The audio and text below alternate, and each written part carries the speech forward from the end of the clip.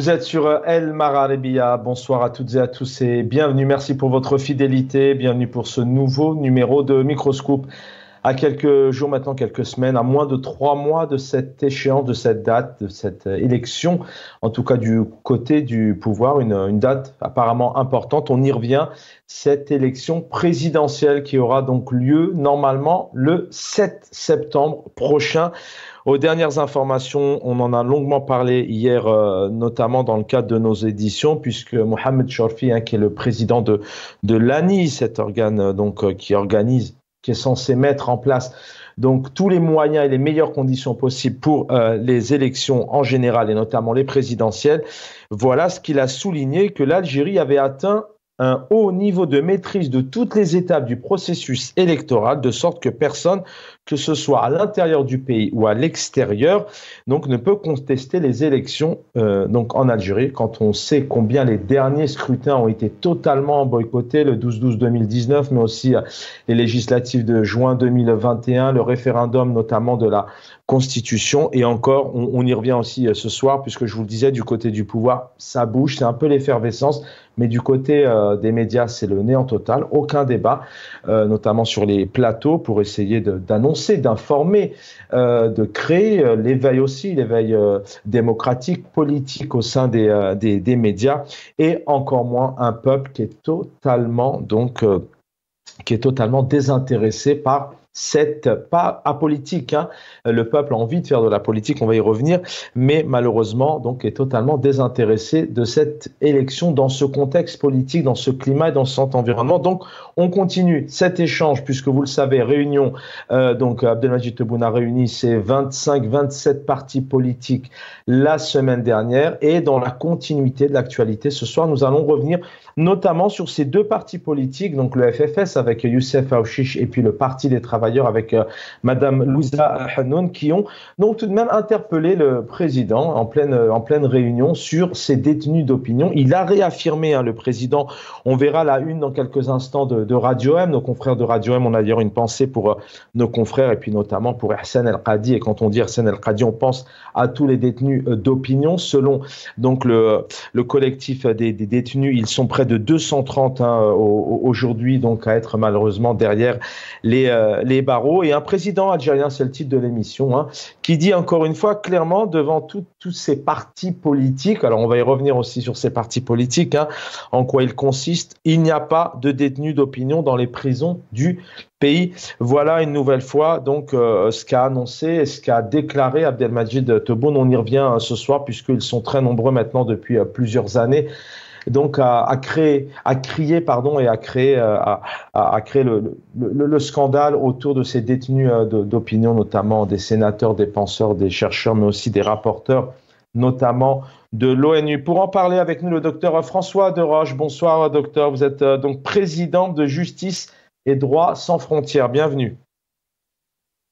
Docteur François Deroche, qui va venir nous rejoindre dans quelques instants, vice-président de la FIDH, Fédération internationale des droits humains, et avocat, juriste. Maître Rahmoun, bonsoir. Bonsoir Chaaban, merci pour l'invitation. Bonsoir aux invités, mais aussi aux téléspectateurs. Merci infiniment. Et puis pour quelques minutes, aux alentours de 19h30 heure d'Algérie, viendra nous rejoindre pour quelques minutes le secrétaire national au RCD, Rachid Hassani, en charge de la communication, pour revenir un peu sur cette actualité.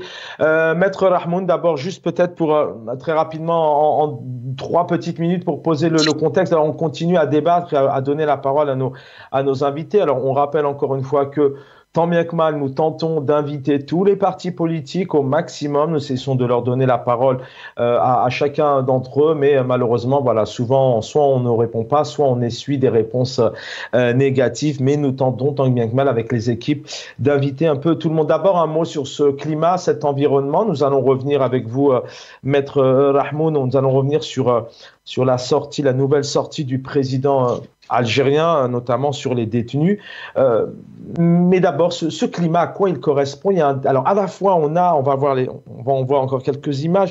Elle parle d'elle-même. On a ces 25-27 partis. Alors, ce sont des noms des prénoms. Certains parlent de coquilles vides aussi, puisqu'on n'a pas ces meetings, on n'a pas ces adhérents, on n'a pas ces bases militantes. Les Algériens ne voient pas ces activités politiques de ces partis réunis autour de la table. C'est quoi? C'est deux environnements politiques. Il y a la politique et la classe politique du pouvoir, et puis d'un côté, il y a ces millions d'Algériens qui boycottent ces élections et qui disent pas à ce système, pas à cette politique.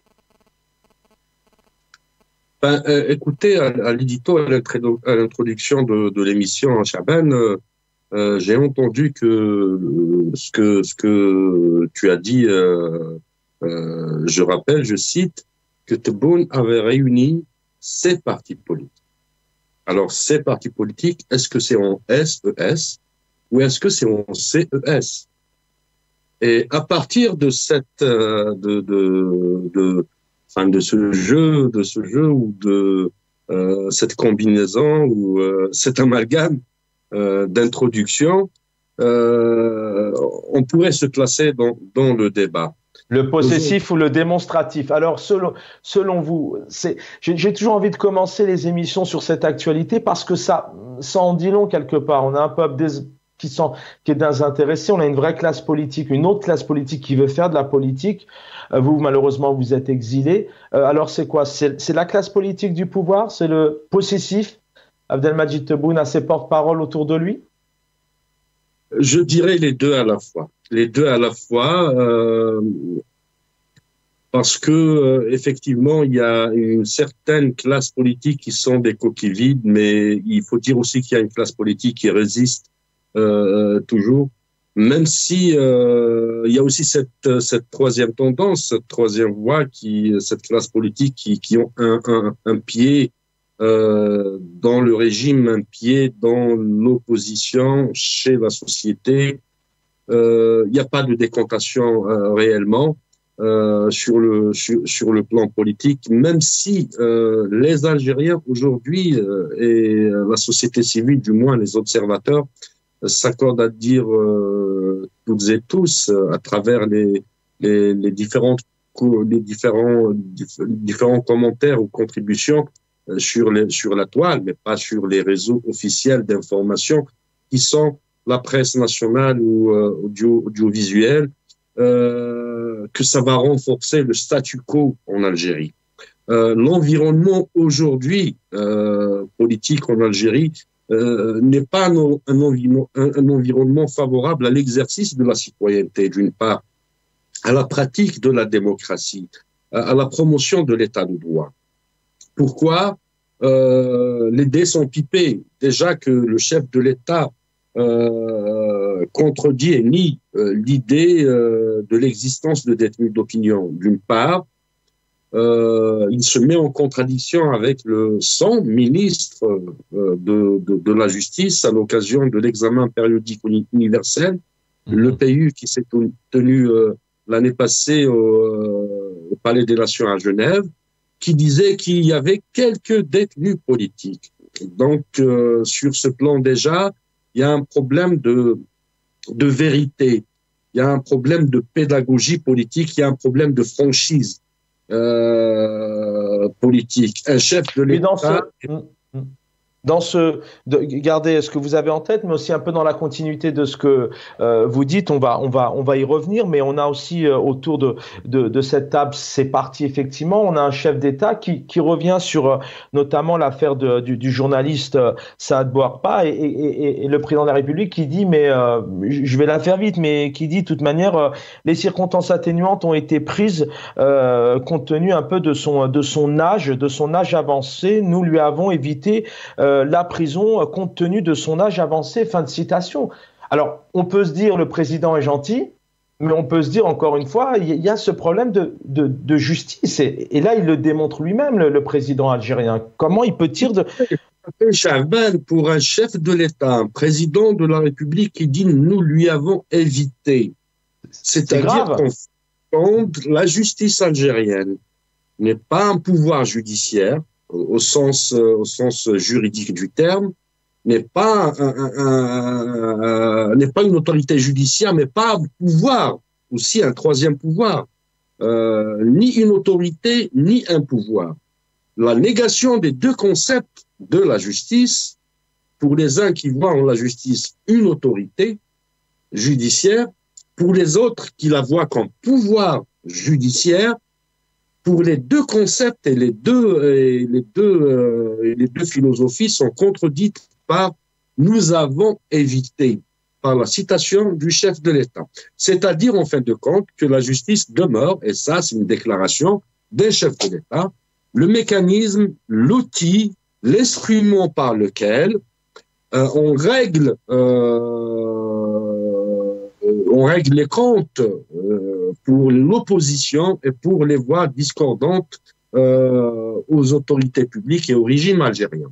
Donc, le fait aussi d'évoquer l'âge avancé de Saad Bouarba, il ne faut pas oublier que plusieurs Algériennes et Algériens ont fréquenté les maisons d'arrêt, ont été emprisonnés. Eux qui dépassaient les 65 ans, les 70 ans, les 75 ans. Une pensée à Mohamed Falka, par exemple, hein, qui est malheureusement derrière les barreaux aujourd'hui, hein, qui est âgé, qui est un militant de l'association, la culture, enfin. Pas que Falka, mais beaucoup de cas. Bien sûr. Le régime n'a pas fait de distinction entre les citoyens algériens qui étaient impliqués dans le Hirak, qu'ils soient porteurs d'un diplôme universitaire, qu'ils soient non porteurs d'un diplôme universitaire, qu'ils soient avocats, qu'ils ne soient pas avocats, qu'ils soient médecins, non médecins, et même ministres ou non ministres. Parce que là, dans cette affaire de détention, dans ces affaires d'instrumentalisation de la justice, il y a lieu aussi de signaler le cas de plusieurs premiers ministres, d'anciens ministres, où la justice avait servi effectivement de généraux aussi, où la justice avait servi d'instrument de règlement de compte, d'instrument de vengeance, d'instrument de lutte de clan entre les différentes factions du régime. Donc aujourd'hui, force est de constater que la justice algérienne n'est pas une justice indépendante, que le magistrat, les juges de siège ou les juges du parquet ne sont pas autonomes, indépendants dans leur travail. Et c'est désolant parce qu'un mandat de juge est un mandat noble. Il a prêté serment et le premier qui a violé ses serments, justement, c'est le juge à travers ses injonctions et l'instrumentalisation de la justice. Alors, et en parallèle, hein, avec ces propos, on a quand même, je vous le disais, Mohamed Chorfi, hein, qui est responsable de cette agence et qui dit clairement, voilà, que tout est maîtrisé, tout est mis en place pour que tout soit bien transparent. Donc aussi en parallèle, voilà, qui dit organisation d'élections dans les conditions les plus officielles et transparentes, ça veut dire que si derrière il y a quand même une justice, c'était important. Et on continue la discussion. Madame Lawlor, qui est rapporteuse de l'ONU, donc qui dresse juste un extrait lors de sa visite en Algérie. Elle revient sur la situation notamment des droits de l'homme en Algérie. On l'écoute.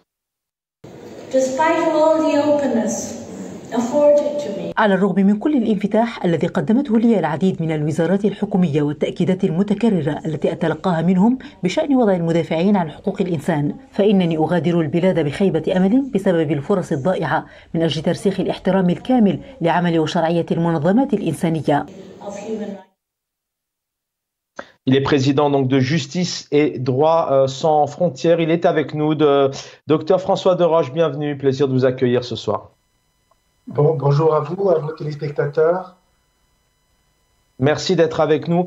Docteur, vous êtes donc président de cette association, de cette ONG Justice, on vient d'en parler. Les droits aussi, sans frontières. J'aimerais d'abord évoquer avec vous, d'un point de vue général, un peu la situation en Algérie. Mais en discutant tout à l'heure, vous vouliez effectivement aussi revenir sur ce qui se passe au Proche-Orient. Et on a une pensée, bien évidemment, à toutes ces familles, ces Palestiniens et Palestiniennes du côté de Rafah. Bien sûr, rapidement, bien sûr, personne ne peut rester insensible avec ce qui se passe aujourd'hui à Rafah. Rafah, on est en train, et c'est une boucherie, c'est un crime contre l'humanité, mais il n'y a pas de mots pour qualifier cela, c'est diabolique ce qui se passe là-bas. Et je dirais quelque chose de... Vous savez, dans l'horreur, il y a une échelle dans l'horreur. Et je dirais que ce qui se passe aujourd'hui n'est jamais passé, même pas pendant la Deuxième Guerre mondiale. Aujourd'hui, il y a des choses qui se font à la portée, c'est à la portée de tout le monde. On voit ce qui se passe, les corps déchiquetés, le crime, la gravité de cette agression, elle est scandaleuse, elle est inqualifiable. Et j'espère que la justice fera son travail. Je pense qu'aujourd'hui, M. Benjamin Netanyahou n'a qu'une idée en tête. Il veut faire perdurer cette guerre pour échapper à la justice. Mais j'espère que la justice l'attrapera. Mais en attendant, le crime, il devient absolument énorme. Et maintenant, il faut dire que ça suffit. Il faut que les gens bougent. Il faut que les complicités internationales cessent. Parce que Benjamin Netanyahou, s'il n'a pas de bombes, s'il n'a pas d'armement qui vient de l'étranger, eh ben Benjamin Netanyahou ne pourra pas mener cette guerre. Donc quelque part, nous sommes tous complices de cette guerre, de ce crime contre l'humanité qui se déroule devant nos yeux. Et il faut dire maintenant stop, maintenant ça suffit.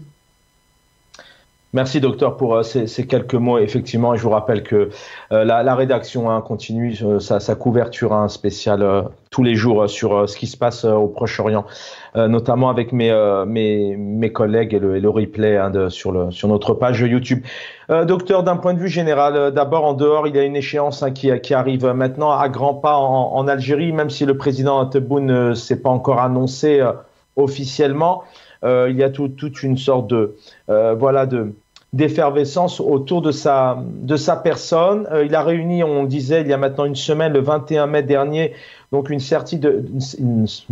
certain nombre de partis politiques. Il a réaffirmé, alors seuls 2 partis l'ont interpellé sur les détenus d'opinion. Il a dit clairement que en Algérie, il n'y avait pas de détenus d'opinion donc dans les prisons du pays. Mais d'un point de vue général, comment vous expliquez dans ce genre de régime, peut-être de système, qu'il y a un chef d'État, un président qui est arrivé au pouvoir avec des millions d'Algériens qui ont fait la une de l'actualité des médias du monde et des réseaux sociaux depuis 2019, et c'est tout de même un pouvoir, un président qui est dans le déni, un décalage avec la réalité, un Hirak qui est aussi devenu, donc quand on dit Hirak, c'est des Algériens et des Algériennes par millions, qui aujourd'hui est limite devenu la bête noire du pouvoir. Comment vous l'expliquez? Écoutez, il n'est pas à son premier coup d'essai. Il a déjà parlé, il a déjà dénoncé cela. Il avait déjà dit, il y a 2 ans, 3 ans, qu'il n'y avait pas de détenus politiques en Algérie. Vous savez, moi, j'ai un vœu, parce que depuis son élection, en décembre 2019, la veille de chaque fête nationale, le président Tebboune signe plusieurs décrets présidentiels en faveur des prisonniers, notamment les 2 détenus d'opinion. Et bien, moi, je vais lui faire une proposition qui vient du président de Justice et Droits sans frontières, qu'il signe un décret présidentiel en faveur des 228 prisonniers aujourd'hui qui sont détenus. On appelle à la clémence des autorités algériennes pour que ces détenus d'opinion, leur place n'est pas en prison, leur place elle est derrière leur pupitre pour travailler, pour faire écrire des articles. C'est le fleuron de la société algérienne. Il faut que ces gens-là puissent sortir. Mais à condition que derrière, il y a aussi un pouvoir, un système, un régime avec un grand R qui aille peut-être dans le sens des libertés et de la démocratie, parce que ça peut être bien beau d'ailleurs, Ihsan El Khadi s'est opposé à la grâce présidentielle. Pour lui, il s'est exprimé. Je peux comprendre un peu vos souhaits à l'appel aussi du pouvoir actuel, mais il faut derrière, il y ait peut-être un régime qui, à un moment donné, mette les conditions, parce vous en faites partie, mais vous êtes nombreux à dénoncer les libertés en Algérie. Je vous donne la parole là-dessus, j'interrogeais Maître Aïssa Rahmoun, qui est avec nous, vice-président de la FIDH, que vous connaissez, Le président algérien s'est quand même exprimé là-dessus devant 27 partis, devant certaines presses et caméras, en disant « Nous avons épargné la prison à tel Algérien, au nom de Saad Bouarba, parce qu'il est âgé. » Bon, c'est insensé d'entendre ça, vous qui êtes président aussi et qui défendez les justices.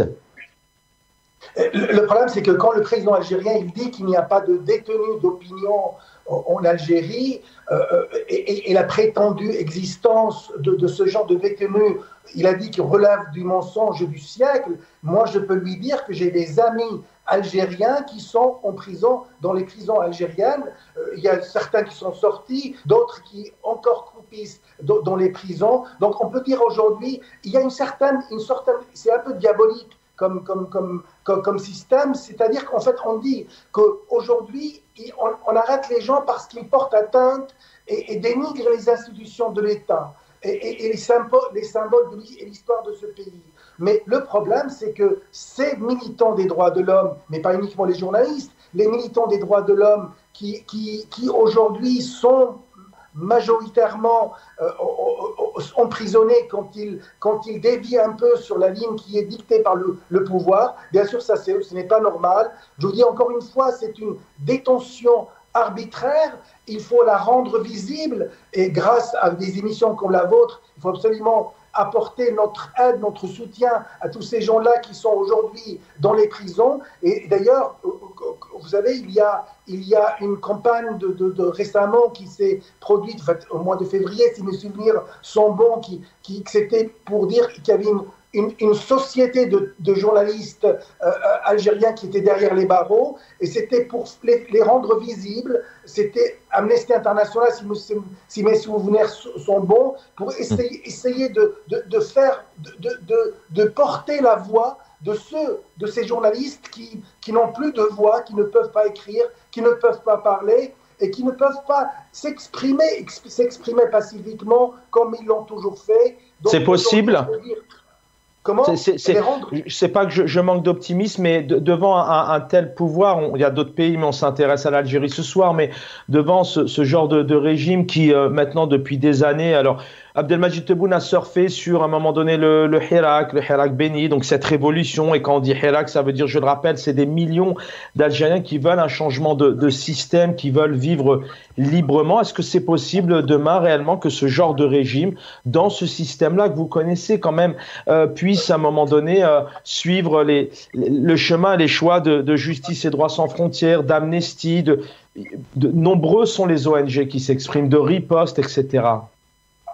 Il faut dire que la situation des droits de l'homme en Algérie, elle est désastreuse. Elle est désastreuse parce que quand on voit des patrons de presse comme Ihsan Al-Kadi qui a été condamné, rappelez-vous, en juin 2023 à 7 ans de prison, dont 5 ferme, écoutez, parce qu'on dit qu'il a reçu des fonds de l'étranger, ça me rappelle un peu ce qu'appelle le verdict des tribunaux militaires de certains pays peu démocratiques. Donc aujourd'hui, on peut dire, et puis surtout, les arrestations de ces journalistes qui survient parce qu'il a écrit tel ou tel article sur la prochaine présidentielle, bien sûr, ça c'est quelque chose, on dit en français c'est gros, mais j'ai l'impression plus c'est gros, plus ça passe, excusez-moi du terme, et donc aujourd'hui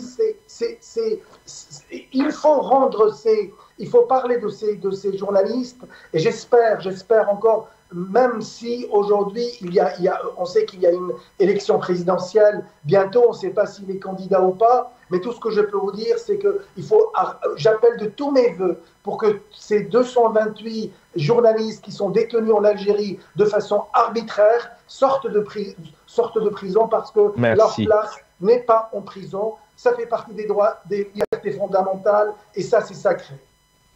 Merci, docteur François Deroche. Merci d'avoir pris ces quelques minutes dans votre emploi du temps. Vous êtes président de Justice et Droits sans frontières. C'est vrai qu'on pourrait les appeler les détenus d'opinion et aussi des journalistes quelque part. Ce sont des gens qui s'expriment. Ça me fait penser à mon ami confrère Jamaldine Benchenou, que vous retrouvez tout à l'heure, qui a toujours dit ce sont des détenus d'opinion. C'est des personnes vraiment qui s'expriment. On va écouter ici, on va retrouver Maître Aïssa Rahmoun dans quelques instants. Rachid Hassani va venir nous rejoindre. On va écouter le président algérien Abdelmadjid Tebboune qui justement s'exprimait il y a quelques mois sur ces détenus d'opinion. Pour lui, c'est le mensonge du siècle. اولا المسجونين تاع الراي هذه اكذوبه القرن ما عندناش مساجين تاع الراي. انا الانسان اللي يسب ويشتم وهذا يتعاقب بالقانون العام مهما كانت صفته.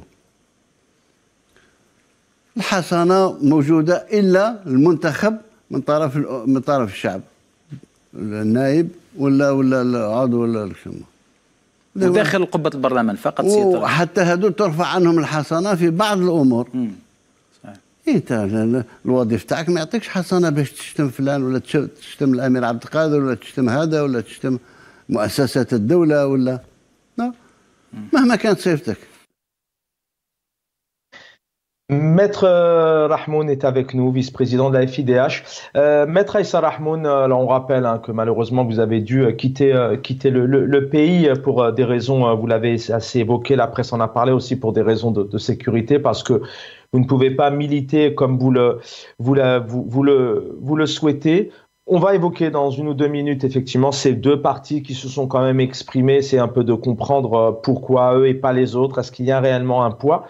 Mais là, on a encore entendu un président, qui campe qui campe un peu sur ses positions, qui coûte que coûte, donc est intransigeant. Il n'en fait pas son mea culpa. Comment vous expliquez, qu'à un moment donné, il aurait peut-être tout à gagner à dire oui, effectivement, il y a un travail à faire. Il y a les libertés en Algérie, comme d'ailleurs dans plusieurs pays aussi, parce que l'Algérie n'est pas le seul.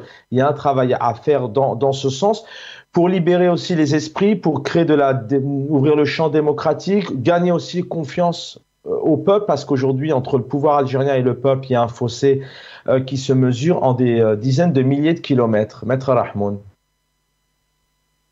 Oui, Chaban, écoutez, pour libérer les esprits et libérer les initiatives, il faut être dans cet esprit.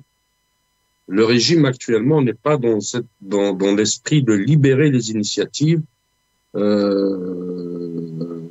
quoique le Hirak et des millions d'Algériens qui ont défilé dans les rues, qui demeurent un espace d'expression. La rue est un espace d'expression. C'est comme l'arrêt rendu par la Cour constitutionnelle espagnol qui disait à l'occasion de manifs déroulés à Barcelone en 2011, qui disait que la rue n'est pas seulement un espace de circulation, mais c'est aussi un espace d'expression. L'expression étant venue à partir du 22 février 2019, une expression pacifique, une expression protectrice de l'avenir, qui se voulait protectrice de l'avenir de cette jeune nation qui est l'Algérie, une expression qui se voulait démocratique, qui voulait construire un état de droit. Est-ce que le régime, ma question, est-ce que le régime est dans cet esprit? La réponse est très vite simple et claire. On n'a pas besoin de dessin. Le régime refuse ces expressions de la société algérienne. Parce que l'expression pacifique et démocratique énoncée par le Hirak voudrait, à l'occasion d'élections, de représentation, de transfert de pouvoir d'une société à des gouverneurs, des mécanismes applicables et opposables. Ces mécanismes qui sont applicables et opposables pour les tenants, les représentants du pouvoir, qu'ils soient législatifs, mais aussi exécutifs, à travers le président de la République, librement choisi et élu par le peuple dans le cadre d'un suffrage universel. peuvent constituer et renforcer justement la construction politique de l'État algérien. Le régime, par contre, est dans un esprit de négation et dans un esprit de refus et dans un esprit de domination de la société. C'est toujours la même. Une minute, il y a Rachid Hassani qui vient de nous rejoindre rapidement en 30 secondes. Vous allez réagir à nouveau. Ça veut dire que depuis 2019, cette expression, elle n'a pas été prise en compte ni adoptée quelque part. Et c'est même pire qu'il y a 5 ans aujourd'hui, entre ce peuple, cette expression et le pouvoir. Ce que je voulais dire, Chaban, pour résumer la situation, pour accepter ces expressions, il faut être dans l'esprit de ces expressions. Le régime actuel n'est pas dans cet esprit, n'est pas dans l'esprit d'ouverture, de la construction, de la protection, de la sauvegarde et de la promotion. Merci infiniment. Restez avec nous, Maître Rahmoun. Rachid Hassani est avec nous, secrétaire national au RCD en charge de la communication. Rachid Hassani, bonsoir et bienvenue.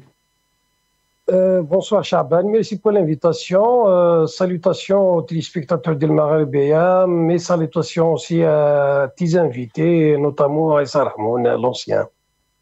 Merci d'être avec nous. Alors bon, malheureusement ou pas, je sais pas, mais en tout cas, je sais que Abdelmajid Tebboune, avec son cabinet, a choisi et a décidé de réunir les partis politiques qui font partie des assemblées nationales, communales, les wilayas. Donc, malgré que le RCD est un parti qui pèse quand même énormément en Algérie, vous n'avez pas été convié ni invité, mais tout de même, d'abord une question, le fait que le PT, Louis Ahnoun, Youssef Aouchiche pour le FFS interpelle le président là-dessus, sur ses détenus, notamment sur la situation des libertés. Pour vous, c'est une bonne chose, et y a-t-il...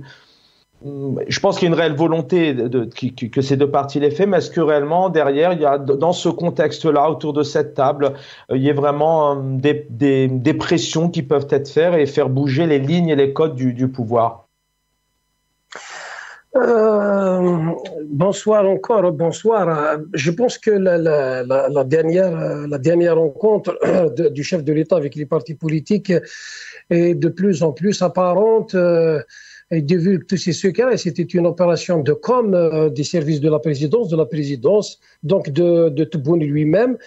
Tous les comptes rendus de la presse, toute la propagande de la presse publique, parapublique, télévision d'État sont en train de nous présenter cette rencontre comme une réussite, comme une victoire de Tebboune, donc d'un chef de l'État. Il a été même présenté comme un homme de dialogue, un homme de paix, un homme qui est ouvert au dialogue, et qu'il était en train de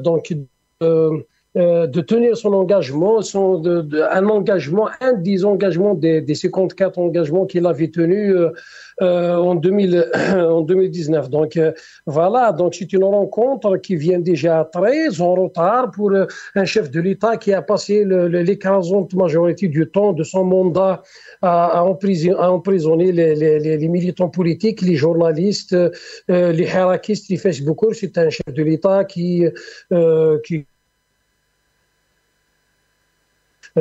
tout son temps pour donc verrouiller la presse, verrouiller les espaces d'expression, empêcher les partis politiques d'activer. Donc voilà. Et après, bon, il y a effectivement des partis qui ont soulevé cette question, mais je ne pense qu'il a été soulevé de mon point de vue, du point de vue de notre parti. Est-ce que c'est la bonne méthode? Sans grande conviction, parce qu'en politique, allô? Oui, Rachid Hassani, est-ce que c'est... quand on a le président en face de soi, il faut lui dire les choses. La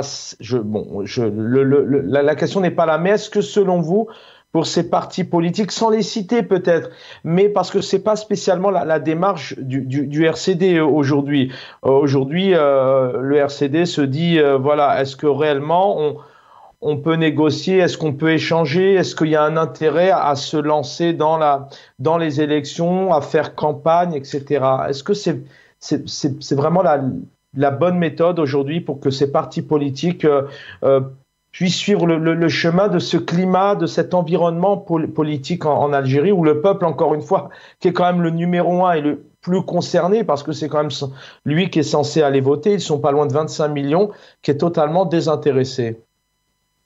C'est ça la problématique. De toutes les manières, notre président Ahmed Mazouz, le président du parti, l'avait rappelé à l'occasion de la rencontre, un débat que nous avons organisé le week-end passé, donc le samedi passé à Tizi Ouzou. Donc c'était un débat où nous avons écouté la population et le président écouter la population. Il y a eu des échanges, des débats. Donc la population reste sur sa faim, la population reste en colère, la population reste dans l'incompréhension de l'injustice. Donc je disais que pour qu'il y ait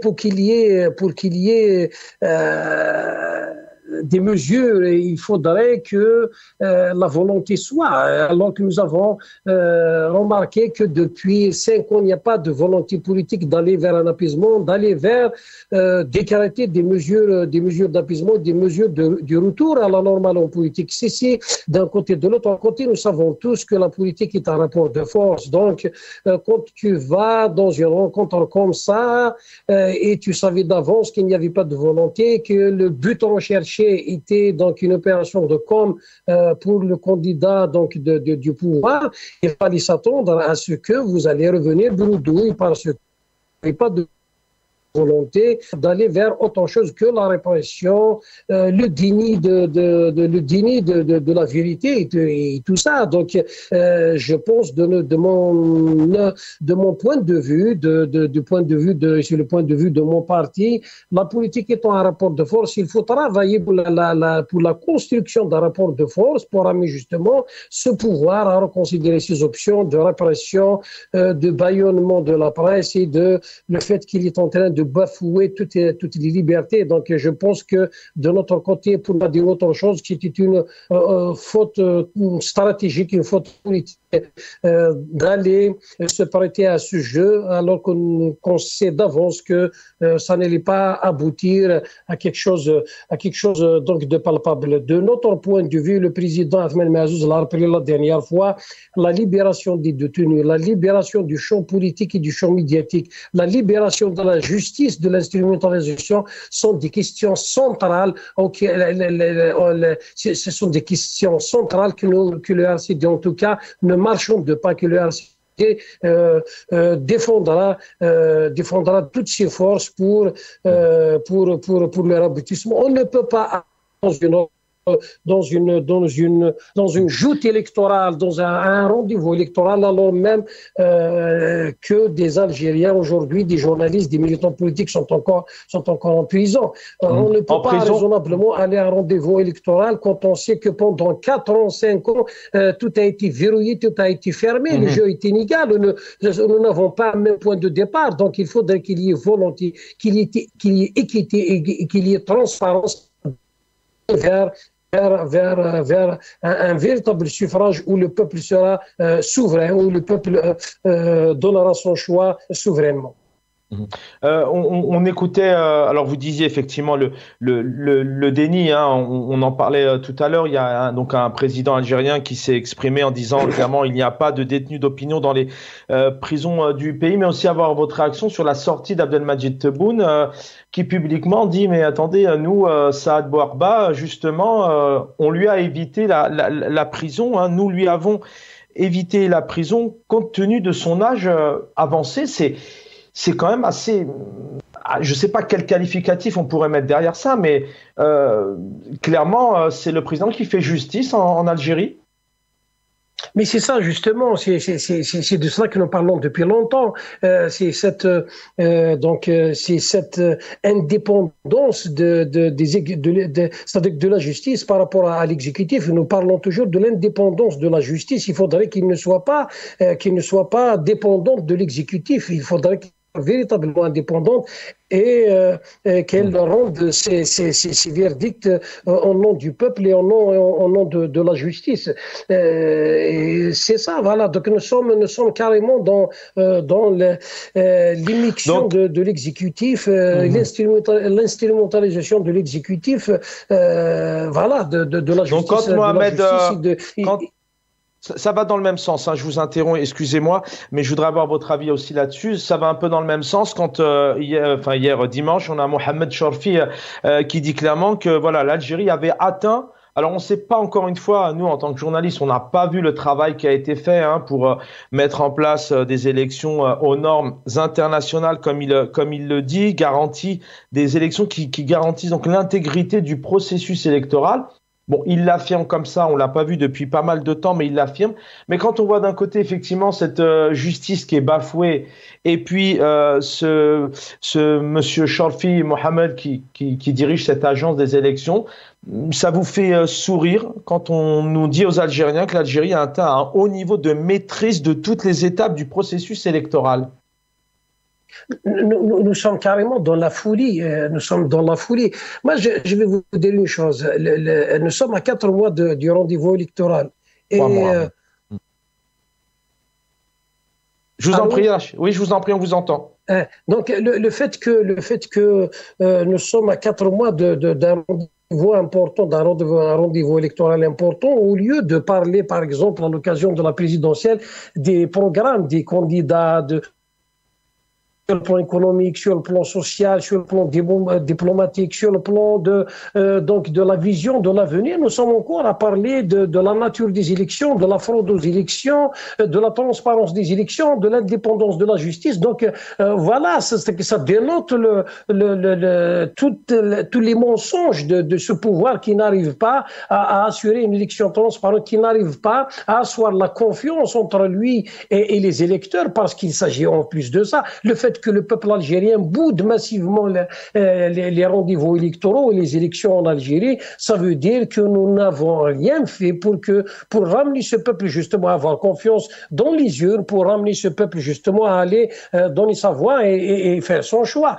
Et je pense que le résultat est là. Le fait que nous parlons aujourd'hui encore de la régularité des élections, ça veut dire que nous n'avons rien fait pour que ces élections régulières, transparentes et en mesure de permettre le choix souverain du peuple algérien.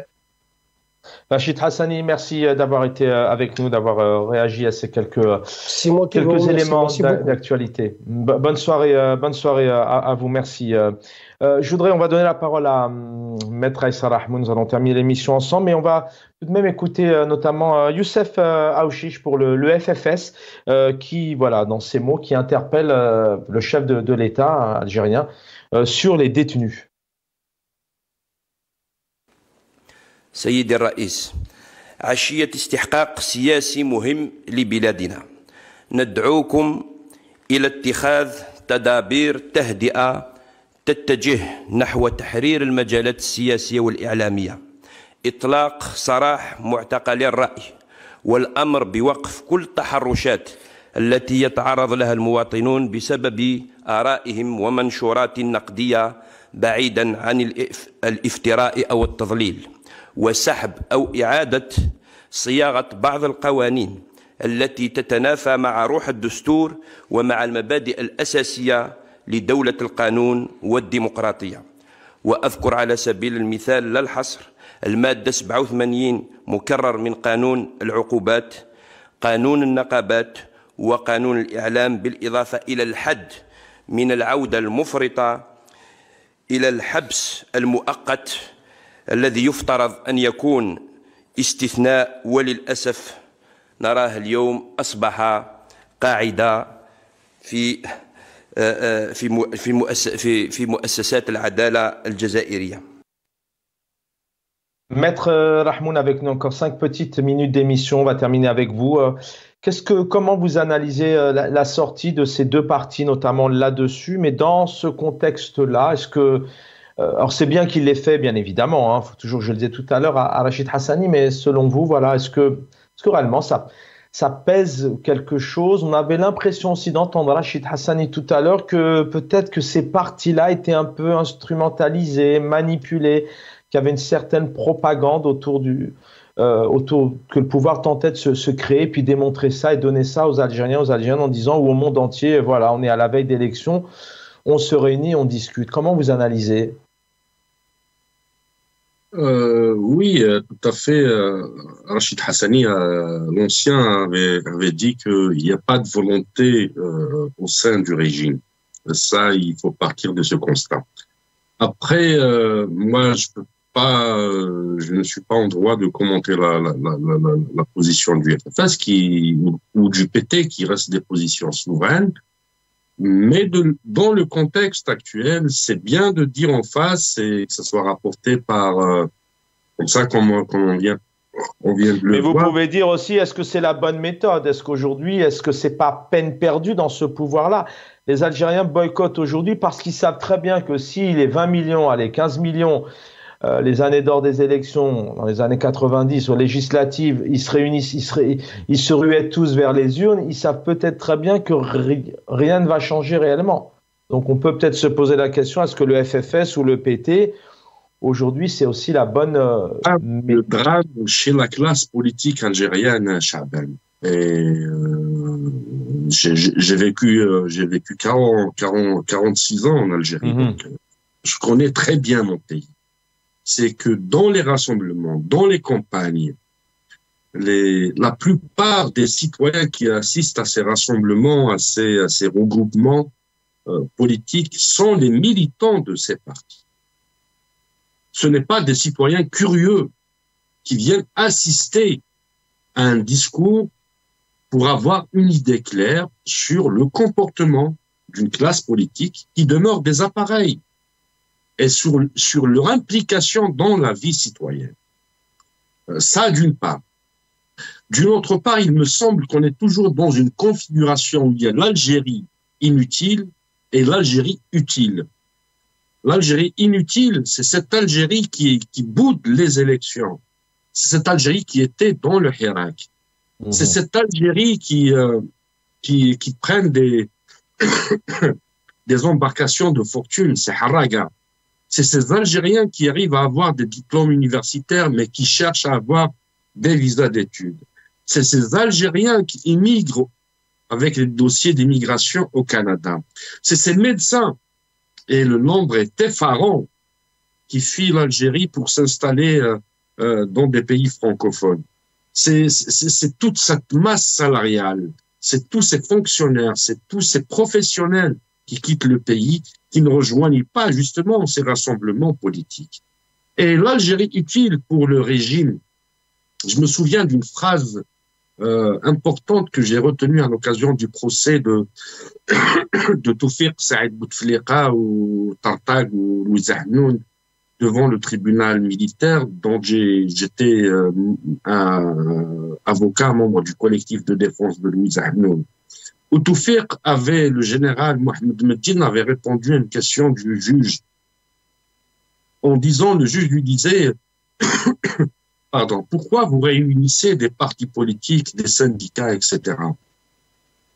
Il dit que quand on prend une décision, la réponse de Toufiq était la suivante. Quand il y a prise de décision, et ça rappelle subitement cette déclaration de Tebboune pour comprendre la nature du régime, quand il dit « nous avons évité le pire à Saïd Bouakba ». Toufiq avait dit « quand on prend des décisions, il faut consulter la classe politique, mais pas le contraire. Que pour prendre une décision, il faut consulter la classe politique. » Donc, dans ce schéma, les décisions sont prises. Après, on consulte la classe politique. On se retrouve devant des khfafines ou khfafettes. Je ne voudrais pas dire que l'opposition algérienne, de gauche surtout, ceux qui ont une identité, une ADN politique, ne soient dupés par le comportement du régime actuel, eux qui savent c'est quoi la dictature, c'est quoi l'oppression, c'est quoi la détention arbitraire, c'est quoi le fait de tuer des Algériens en 63. Et excusez-moi, j'ai la... Merci. Merci. Vous avez un chat. On aura le plaisir de vous retrouver une nouvelle fois. Merci, maître. Oui. Je vous laisse finir rapidement là-dessus, 20 secondes. On doit comprendre que la société civile, que tous ces détenus sont leurs alliés pour la construction du pays. Et le régime doit comprendre que les Algériens ne sont pas ses ennemis. Les Algériens ne sont pas ses ennemis, bien évidemment. Merci infiniment. Merci Maître Rahmoun, vice-président de la FIDH, le docteur François de Roche, président de l'association Droit et Justice et Droit sans frontières, et puis Rachid Hassani du RCD à la communication, l'équipe en régie. Merci infiniment de m'avoir accompagné techniquement. Dans quelques instants, la plume aiguisée et la voix de mon ami Jamaldine Benchenouf, et juste derrière, le plaisir de retrouver un autre ami confrère, Jamaldine Talem, pour Al-Umq. Bonne soirée à tous et à demain avec plaisir.